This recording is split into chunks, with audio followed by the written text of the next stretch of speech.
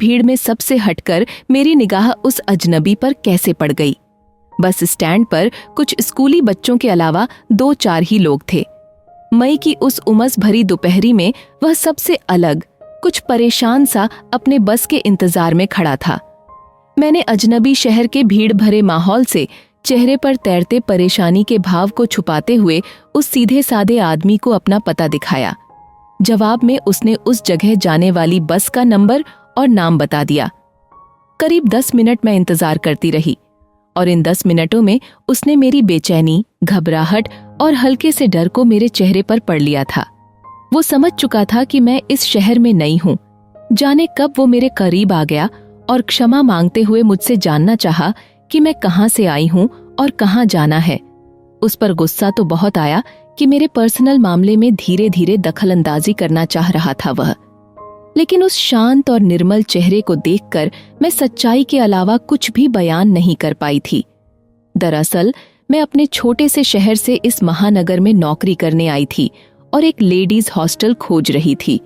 2-4 मिनटों के बाद ही एक बस मुझे मिल गई थी और जब मेरे साथ वो शख्स भी उस बस में सवार हुआ तो मुझे लगा था कि इस आदमी से पता पूछकर मैंने बहुत बड़ी गलती की थी। शायद अब तो वो पीछे ही पड़ गया, पर 20 मिनटों के सफर में मुझे उसने बताया कि ये एक संयोग ही था कि वो भी मेरी तरह ही एक मकान की खोज में ही निकला है। हालांकि वो इसी शहर का रहने वाला है, पर उसे एक नए मकान की तलाश है और इसी तलाश में वो मेरे इलाके की ओर जा रहा था। कुछ देर बाद वो अपना कार्ड मेरे हाथों में थमाकर जा चुका था। उसके द्वारा निर्देशित पते को मैं भी पा गई थी। शैलेश से वो पहली मुलाकात मुझे आज भी ज्यों की त्यों याद है। आज बरसों बीत चुके हैं और मैं शैलेश की पत्नी भी बन चुकी हूँ, लेकिन शैलेश के साथ जुड़ी मेरी कुंवारी यादें आज भी महक रही हैं। जब मैंने अपने पापा से शैलेश को मिलवाया था तो उन्हें विश्वास ही नहीं हुआ कि उनकी चंचल व शरारती बेटी को इतना सीधा साधा और भद्र व्यक्ति कैसे पसंद आ गया। जिस लड़की ने बचपन से ही अपने पसंदीदा राजकुमार की छवि में अपने तरह ही स्मार्ट, चंचल और चुलबुले व्यक्तित्व की कल्पना की थी, उस लड़की को एक साधारणा से नैन नक्श वाले व्यक्ति ने कैसे जीत लिया। शैलेश से मिलकर पापा भी बेहद खुश हुए थे और उन्हें यकीन हो गया था कि उनकी बेटी शैलेश के साथ वाकई खुश रहेगी।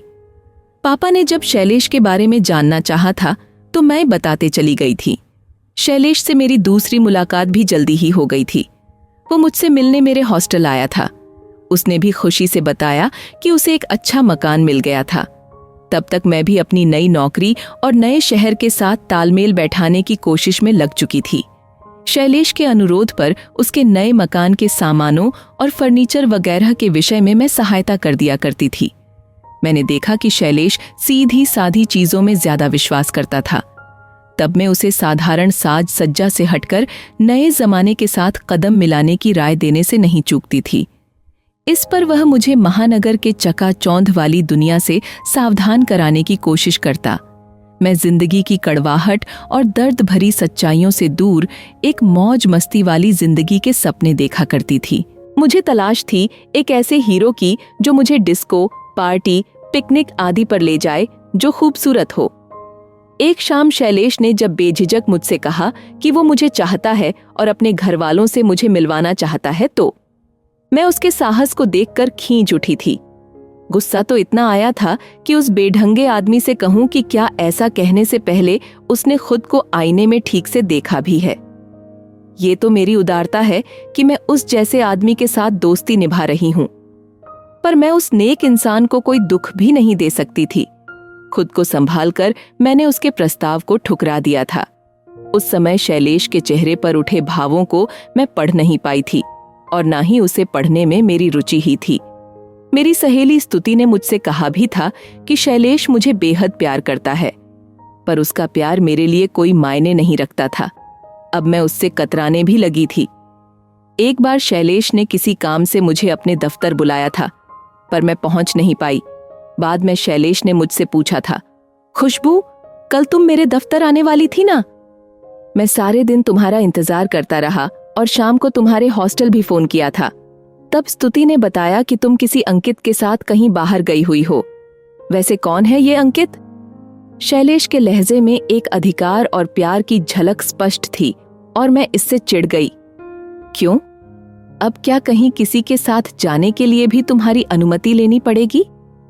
शैलेश को मेरी इस रुखाई से बुरा तो जरूर लगा था। मुझे लगा था मुझे मनाएगा, लेकिन वो मिट्टी का माधो कुछ न कह सका। वो मेरी समझ से परे था।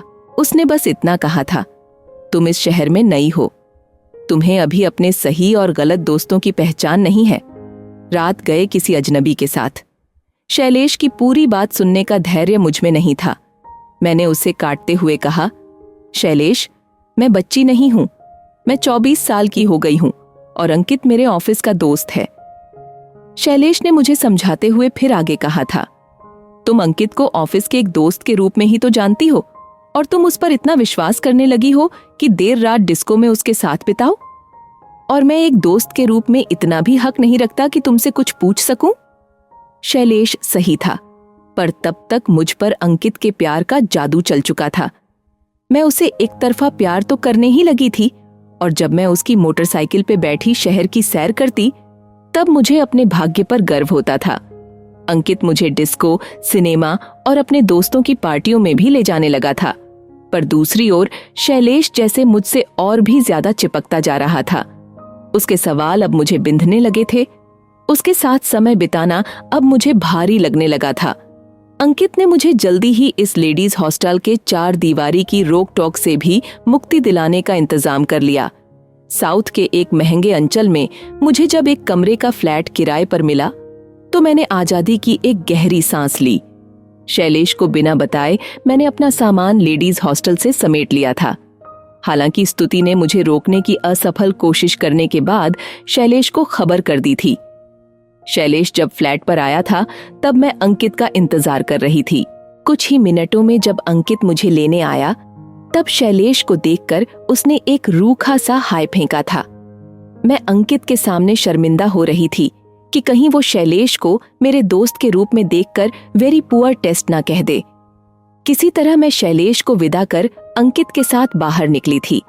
अब मैं चाहती थी कि अंकित जल्दी से अपने प्यार का इजहार करके मुझसे शादी कर ले, ताकि शैलेश की शंका को मैं हमेशा के लिए दूर कर सकूं। पर अंकित अभी कुछ और मौज मस्ती करना चाहता था। उसके अनुसार शादी के बाद घर परिवार के झमेलों में उलझने के बाद घूमना फिरना कहाँ हो पाता है। इसलिए वो 1 सप्ताह के लिए मुझे डायमंड हार्बर लेकर गया। वहां उसने पहले से ही एक ही कमरा बुक करा रखा था। दिन भर की चहल पहल के बाद रात को जब उसने एक ही कमरे में सोने की बात कही, तो मैं घबरा गई थी। मैं तब समझ पाई थी कि ऊपर से मैं चाहे लाख कोशिश करके आधुनिकता का रंगीन नकाब लगा लूं, अंदर से मैं अपने छोटे से शहर की एक भारतीय लड़की ही थी।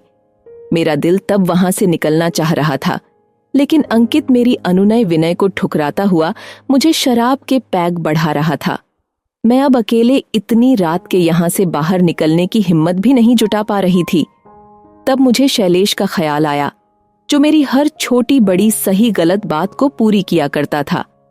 जब अंकित मेरे साथ बदतमीजी पर उतर रहा था, तब मुझे एहसास हुआ कि पिछले 2 वर्षों की दोस्ती में शैलेश ने कभी भी मुझे एकांत में छूने की कोशिश नहीं की थी, और जब मैं अंकित से बचकर भाग रही थी, तब शैलेश के सहारे की उम्मीद साथ थी। इसके बाद 2 दिनों तक मैं अपने कमरे में कैद रही थी, और जब 2 दिनों बाद हॉस्पिटल में मेरी आंखें खुली थीं, तो शैलेश मेरे करीब था। मैं बिना कुछ कहे रो पड़ी थी, और शैलेश शर्मिंदगी के साथ कह रहा था, मुझे माफ करना। मैं अचरज में बोल पड़ी थी, तुम क्यों शर्मिंदा हो? तुम क्यों क्षमा मांग रहे हो? वो इसलिए कि मैं सही समय पर तुम्हें अंकित के साथ जाने से रोक नहीं पाया था, वरना तुम पर यह मुसीबत नहीं आती। खैर, अब मैं तुम्हें अकेले कहीं नहीं जाने दूंगा। शैलेश ने अपनी बाहों में मुझे थाम लिया था, और मुझे ये स्पर्श अपना सा लगा था।